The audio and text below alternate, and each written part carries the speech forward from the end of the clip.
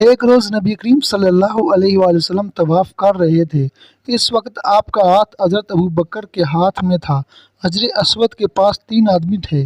جب آپ حجر اسود کے پاس سے گزرے اور ان کے قریب پہنچے تو ان تینوں نے آپ کی ذات بابرکات پر چند جملے کسے۔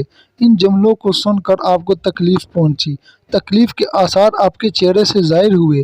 دوسرے پھیرے میں ابو جہل نے کہا، تم ہمیں ان معبودوں کی عبادت کرنے سے روکتے ہو جنہیں ہمارے باپ دادا پوجتے آئے ہیں، لیکن ہم تم سے صلح نہیں کر سکتے۔ جواب میں آپ صلی اللہ علیہ وآلہ وسلم نے فرمایا، میرا بھی یہی حال ہے۔ پھر آپ آگے بڑھ گئے۔ تیسرے پھیرے میں بھی انہوں نے ایسا ہی کیا۔ پھر چوتھے پھیرے میں یہ تینوں یکدم آپ کی طرف جھپٹے۔ حضرت عثمان رضی اللہ عنہ فرماتے ہیں، ابو جہل نے ایک دم آگے بڑھ کر آپ صلی اللہ علیہ وآلہ وسلم کے کپڑے پکڑنے کی کوشش کی۔ میں نے آگے بڑھ کر ایک گھونسا اس کے سینے پر مارا، اس سے وہ زمین پر گر پڑا۔ دوسری طرف ابو بکر صدیق نے امیہ بن خلف کو دھکیلا۔ تیسری طرف خود حضور نبی کریم صلی اللہ علیہ وآلہ وسلم نے عتبہ بن ابی معیط کو دھکیلا۔ آخر یہ لوگ آپ کے پاس سے ہٹ گئے۔ اس وقت آپ نے ارشاد فرمایا، اللہ کی قسم تم لوگ اس وقت تک نہیں مرو گے جب تک اللہ کی طرف سے اس کی سزا نہیں بھگت لو۔ حضرت عثمان فرماتے ہیں، یہ الفاظ سن کر ان تینوں میں سے ایک بھی ایسا نہیں تھا جو خوف کی وجہ سے کانپنے نہ لگا ہو۔ پھر آپ نے ارشاد فرمایا، تم لوگ اپنے نبی کے لیے بہت برے ثابت ہوئے ہو۔ یہ فرمانے کے بعد آپ اپنے گھر کی طرف لوٹ گئے۔ ہم آپ کے پیچھے پیچھے چلے۔ جب آپ اپنے دروازے پر پہنچے تو اچانک ہماری طرف مڑے اور فرمایا، تم لوگ غم نہ کرو، اللہ تعالیٰ خود اپنے دین کو پھیلانے والا، اپنے کلمے کو پورا کرنے والا اور اپنے نبی کی مدد کرنے والا ہے۔ ان لوگوں کو اللہ بہت جلد تمہارے ہاتھوں ذبح کروائے گا۔ اس کے بعد ہم بھی اپنے اپنے گھروں میں چلے گئے، اور پھر اللہ کی قسم غزوہ بدر کے دن اللہ تعالیٰ نے ان لوگوں کو ہمارے ہاتھوں سے ذبح کرایا۔ ایک روز ایسا ہوا کہ آپ خانہ کعبہ کا طواف کر رہے تھے۔ ایسے میں عقبہ بن ابی معیط وہاں آ گیا۔ اس نے اپنی چادر اتار کر آپ کی گردن میں ڈالی اور اس کو بل دینے لگا۔ اس طرح آپ کا گلا گھٹنے لگا۔ ابو بکر صدیق دوڑ کر آئے اور اسے کندھوں سے پکڑ کر دھکیلا۔ ساتھ ہی انہوں نے فرمایا، کیا تم اس شخص کو قتل کرنا چاہتے ہو جو یہ کہتا ہے کہ میرا رب اللہ ہے اور جو تمہارے رب کی طرف سے کھلی نشانیاں لے کر آیا ہے؟ بخاری کی ایک حدیث کے مطابق حضرت عروہ ابن زبیر سے روایت ہے کہ میں نے ایک مرتبہ حضرت عمرو بن عاص سے پوچھا، مجھے بتائیے مشرکین کی طرف حضور نبی کریم صلی اللہ علیہ وآلہ وسلم کے ساتھ سب سے زیادہ بدترین اور سخت ترین سلوک کس نے کیا تھا؟ جواب میں حضرت عمرو بن عاص نے فرمایا، ایک مرتبہ نبی کریم صلی اللہ علیہ وآلہ وسلم کعبہ میں نماز ادا فرما رہے تھے کہ عقبہ بن ابی معیط آیا۔ اس نے آپ کی گردن میں کپڑا ڈال کر اس سے پوری قوت سے آپ کا گلا گھونٹا۔ اس وقت حضرت ابوبکر صدیق نے اسے دھکیل کر ہٹایا۔ یہ قول حضرت عمرو بن عاص کا ہے۔ انہوں نے یہی سب سے سخت برتاؤ دیکھا ہوگا، ورنہ آپ صلی اللہ علیہ وآلہ وسلم کے ساتھ اس سے کہیں زیادہ سخت برتاؤ کیا گیا۔ پھر جب مسلمانوں کی تعداد 38 ہو گئی تو حضرت ابوبکر صدیق نے آپ سے عرض کیا، اے اللہ کے رسول، مسجد الحرام میں تشریف لے چلیے تاکہ ہم وہاں نماز ادا کر سکیں۔ اس پر آپ صلی اللہ علیہ وآلہ وسلم نے ارشاد فرمایا، ابوبکر، ابھی ہماری تعداد تھوڑی ہے۔ ابو بکر نے پھر اسی خواہش کا اظہار کیا۔ آخر حضور نبی کریم صلی اللہ علیہ وآلہ وسلم اپنے صحابہ کے ساتھ مسجد الحرام میں پہنچ گئے۔ حضرت ابوبکر صدیق نے کھڑے ہو کر خطبہ دیا، لوگوں کو کلمہ پڑھ لینے کی دعوت دی۔ اس طرح حضرت ابوبکر صدیق سب سے پہلے شخص ہیں جنہوں نے مجمع میں کھڑے ہو کر اس طرح تبلیغ فرمائی۔ اس خطبے کے جواب مشرکین مکہ حضرت ابوبکر صدیق رضی اللہ عنہ وہ دوسرے مسلمانوں پر ٹوٹ پڑے، انہیں مارنے لگے۔ حضرت ابوبکر صدیق کو تو انہوں نے سب سے زیادہ مارا پیٹا، مار پیٹ کی انتہا کر دی۔ عقبہ نے تو انہیں اپنے جوتوں سے مارا تھا، اس میں دوہرا تلا لگا ہوا تھا۔ اس نے حضرت ابوبکر صدیق کے چہرے پر ان جوتوں سے اتنی ضربیں لگائیں کہ چہرہ لہو لہان ہو گیا۔ ایسے میں حضرت ابوبکر صدیق رضی اللہ عنہ کے قبیلے بنو تمیم کے لوگ وہاں پہنچ گئے۔ انہیں انہیں دیکھتے ہی مشرکین نے حضرت ابوبکر صدیق کو چھوڑ دیا۔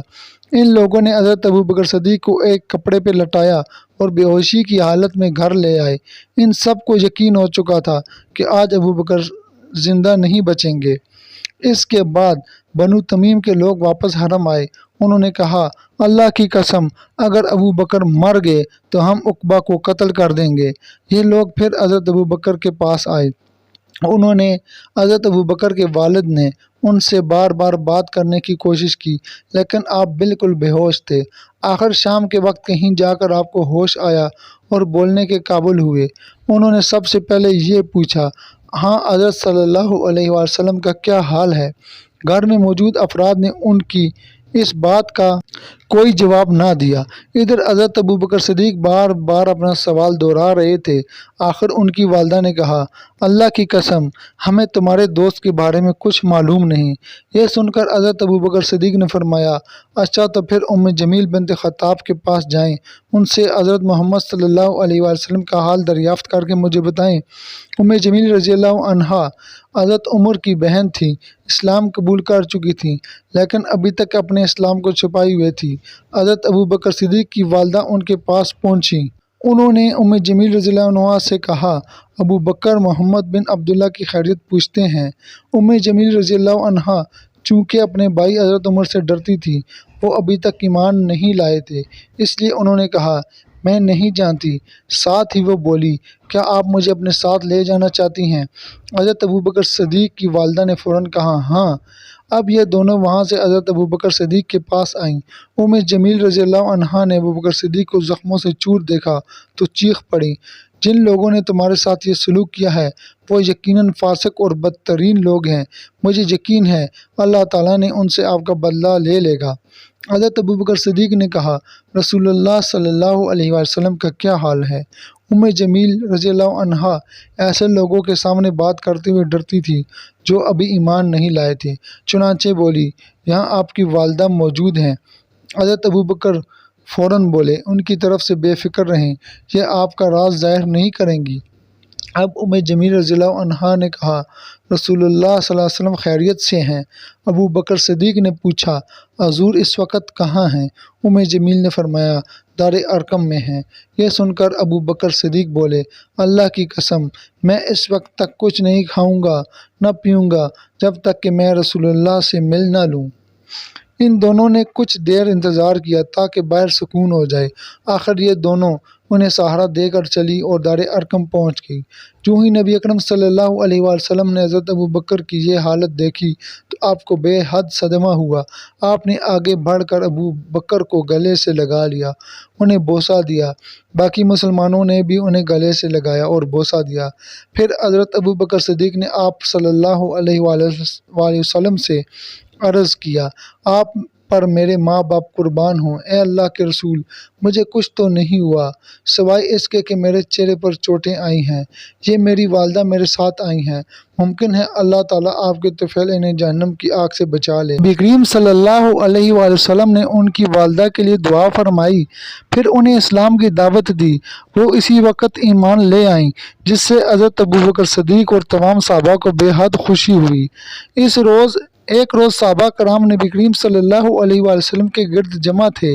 ایسے میں کسی نے کہا، اللہ کی قسم، قریش نے آج تک نبی کریم صلی اللہ علیہ وآلہ وسلم کے علاوہ کسی اور کی زبان سے بلند آواز میں قرآن نہیں سنا، اس لیے تم میں سے کون ہے جو ان کے سامنے بلند آواز میں قرآن پڑھے؟ یہ سن کر حضرت عبداللہ بن مسعود بول اٹھے، میں ان کے سامنے بلند آواز سے قرآن پڑھوں گا۔ دوستو، یہاں پر ہماری ویڈیو مکمل ہو جاتی ہے۔ ہم نے جو پڑھا اور آپ دوستوں نے جو سنا، اللہ تعالیٰ اس کو قبول فرمائے۔ اور آپ دوستوں سے یہی کہوں گا کہ آپ اس کو لازمی شیئر کیا کریں ہماری ویڈیو کو، تاکہ آپ کو بھی اس کا ثواب مل سکے اور جتنے دوست دیکھیں گے ان کو بھی ثواب مل سکے۔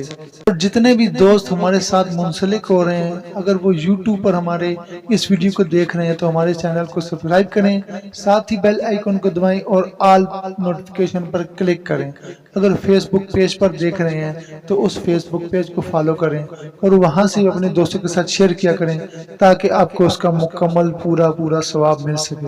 تو انشاءاللہ ملیں گے اگلی ویڈیو میں، تو آپ انتظار کیجیے۔ اپنا خیال رکھیے گا اور آپ سے اجازت چاہتے ہیں۔ اللہ حافظ۔ اللہم صلی علی محمد عبدک ورسولک وصلی علی المؤمنین والمؤمنات والمسلمین والمسلمات۔